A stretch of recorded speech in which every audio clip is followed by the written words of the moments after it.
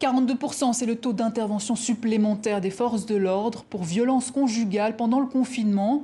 43, c'est le nombre de féminicides en France depuis le début de l'année. Situation en France qu'on va évoquer avec vous. Isabelle Rome, bonsoir. Vous êtes magistrate. Vous signez Liberté, Égalité, Survie aux éditions Stock. On va également s'intéresser à la situation en Côte d'Ivoire avec Mégane Boho. Bonsoir, en direct d'Abidjan. Vous êtes présidente de l'association Ligue 225, une toute jeune association qui se bat entre autres contre les violences conjugales. On va revenir vers vous, Mégane Boho, mais d'abord Isabelle Rome, ces chiffres, 42% d'intervention des forces de l'ordre supplémentaires pendant le confinement, 43 féminicides jusqu'à présent depuis le début de l'année. Est-ce que ça veut dire que rien n'a changé depuis le Grenelle des violences conjugales? C'était il y a un an. J'allais dire presque au contraire, puisque 42% d'intervention supplémentaire des forces de l'ordre, cela signifie que les forces de l'ordre sont intervenues dès qu'elles ont été appelées. Pour autant, il n'y a pas d'augmentation du nombre de plaintes, ce qui veut dire qu'une intervention des forces de l'ordre peut se situer avant la commission d'une infraction ou de violence avérée. C'est-à-dire qu'elles sont intervenues avant que les choses graves se produisent et même parfois l'irréparable. Donc le Grenelle a eu, a eu cet effet, de même qu'il y a eu aussi une multiplication des appels au 3919, vous savez, ce numéro spécialisé pour les femmes victimes de violences, 45 000 appels au lieu de 9 000 à peu près sur l'année 2019. Donc on voit très bien qu'il y avait une mobilisation massive, aussi bien de l'opinion publique que des autorités, que ce soit la police, la justice aussi, puisque la justice a traité de manière prioritaire ces violences conjugales. Alors justement, on va retrouver un cas concret. Retour en France et direction un centre de recueil de femmes battues. Nous l'appellerons Célestine. Aujourd'hui encore, le confinement est pour elle synonyme de blessure. Elle vivait alors avec son ex-compagnon. D'après elle, déjà agressif, son comportement s'aggrave dans leur appartement, sans aucune échappatoire. C'était très dur. C'était très dur, vu qu'il ne voulait pas de moi, il ne voulait pas que je continue à y vivre. Et voilà. Donc j'étais comme en prison parce que je passais tout mon temps dans la chambre. Jour après jour, pendant 2 mois coupée du monde, elle dit subir des insultes, des menaces, allant parfois jusqu'au chantage. Même si la violence n'est que verbale, elle laisse des traces.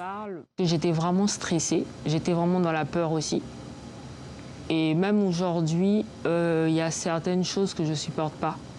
C'est-à-dire qu'une personne qui a des mouvements brusques ou qui est violente, même pour ouvrir la porte ou tourner les clés, il y a certains sons en fait, qui me terrorisent en fait, suite à ce que j'ai vécu là-bas. La jeune femme de 34 ans se tourne alors vers l'Étincelle. Je vous en prie, installez-vous. Le centre d'accueil de jour des Yvelines pour les femmes victimes de violences. Comment ça va depuis notre dernier entretien? Je vais bien. Ça va? La structure lui trouve un logement d'urgence. Confinement oblige, les échanges avec les victimes se font uniquement par téléphone. D'accord. Ça leur permettait effectivement, certaines, de pleurer, de se libérer pendant ces entretiens et puis de se requinquer un peu pour la semaine suivante. Et certaines, ça leur a permis aussi de prendre certaines décisions. L'accueil physique a désormais repris dans le centre. Les femmes y trouvent un accompagnement psychologique et une orientation vers des professionnels.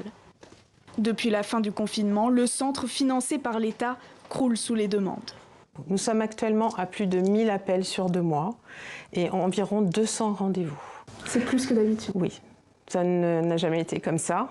En fait, aujourd'hui, au bout de 8 mois, nous atteignons le même nombre d'appels et de rencontres que l'année dernière sur un an. Une accélération qui se vérifie au niveau national. Les plaintes pour violences conjugales ont augmenté de 36% pendant les 8 semaines de confinement, selon le secrétariat d'État à l'égalité hommes-femmes.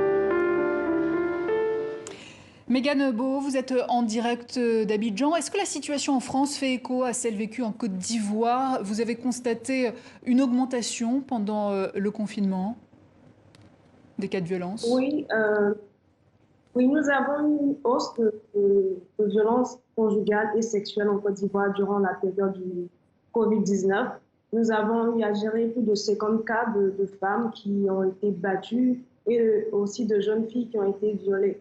c'est une période qui était vraiment redoutée par toutes les femmes en Côte d'Ivoire, toutes les associations de la société civile qui œuvrent pour le respect des droits des femmes, parce que c'était certain que ces femmes qui sont victimes de violences seront avec leur bourreau. Les petites filles qui avaient pour seul moyen de répit l'école seront restées avec leur bourreau. Donc également, il y a eu une hausse de violences conjugales et sexuelles durant cette période en Côte d'Ivoire. Nous, à la Ligue, on a géré plus de 50 cas. Il y a eu 30 cas de femmes qui ont été victimes de violences conjugales et, si on veut dire, 20 cas de violences sexuelles et de harcèlement aussi.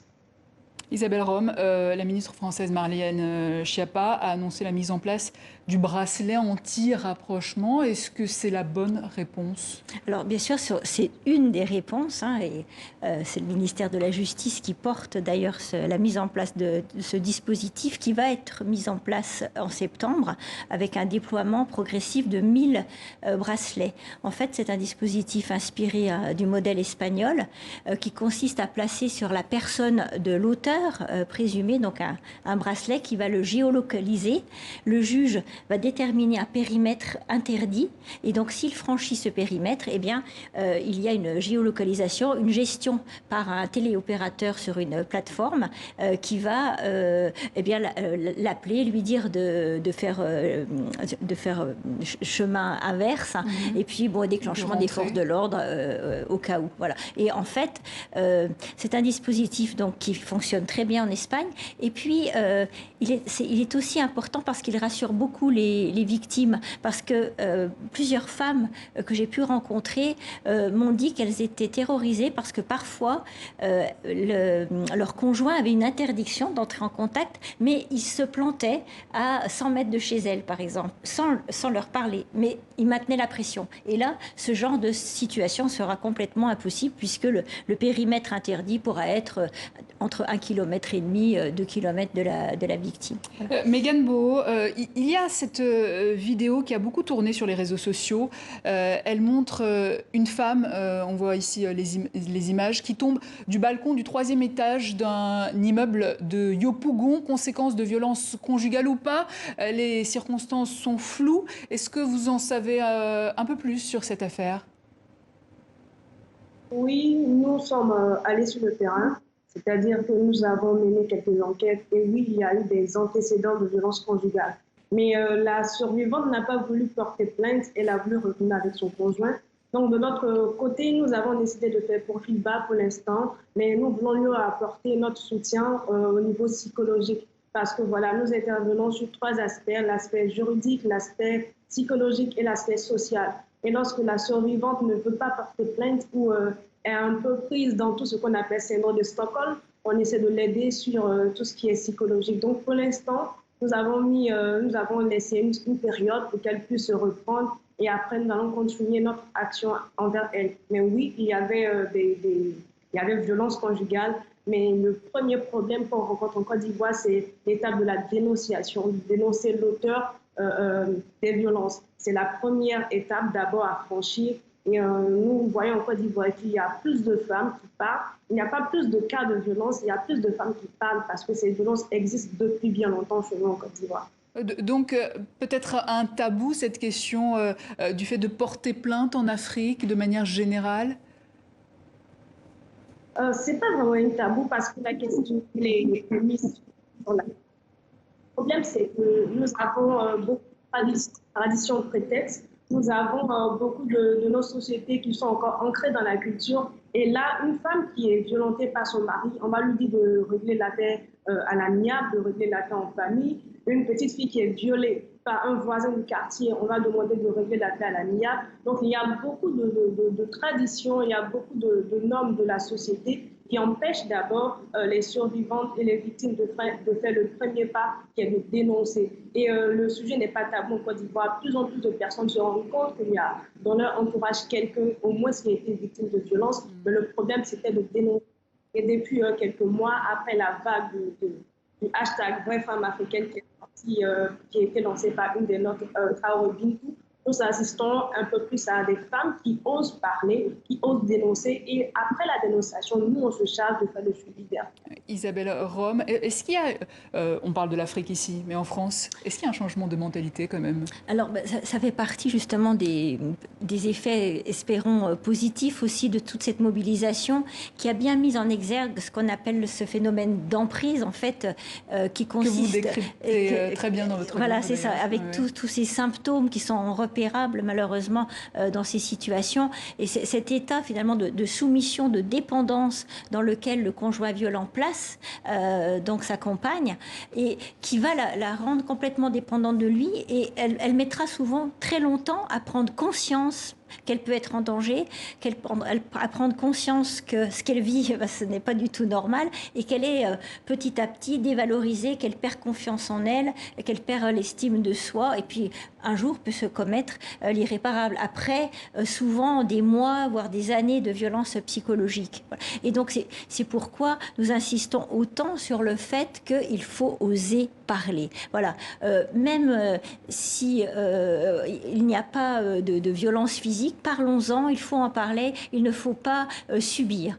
Et parce qu'on peut s'en sortir, et je pense que ça fait partie aussi des messages peut-être que je fais passer dans mon livre, c'est on peut se sortir, on peut se sortir de cette situation de violence, on n'est pas une victime à vie, et le droit, la justice, bon, je suis magistrate, peut aussi aider à cela, hein, par une protection rapide, renforcer des victimes, une éviction des conjoints violents du domicile conjugal.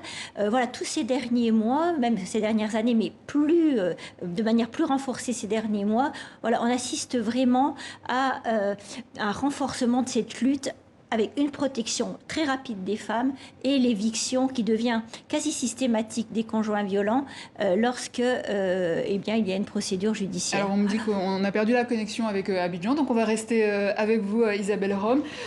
Les hommes subissent également cette emprise, ces violences conjugales. On n'en parle pas beaucoup. Pourquoi ? Alors, plusieurs choses. Déjà, bon, il y a des chiffres. 80% des homicides conjugaux sont des femmes qui sont victimes. Voilà. De même, à peu près pour les violences sans homicide. Donc, on a quand même une forte majorité de femmes victimes. La violence, cela dit, elle n'est pas genrée.